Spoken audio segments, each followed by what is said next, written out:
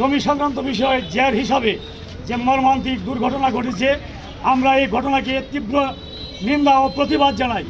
আমরা বলতে চাই, আজকের এই মানববন্ধনের মধ্য দিয়ে প্রশাসনের দৃষ্টি আকর্ষণ করছি, আগামী দিনে যে দুর্বৃত্তরা নৃশংসভাবে তাদেরকে অমানবিকভাবে নির্যাতন করেছে, আহত করেছে এবং অন্যায়ভাবে তাদেরকে হতাহত করেছে, আমরা তার বিচার চাই এবং প্রশাসনের সুদৃষ্টি কামনা করি। আমার বাপ, আমার চাচা, আমার জেঠা, আমার ভাই, সবাই আমার।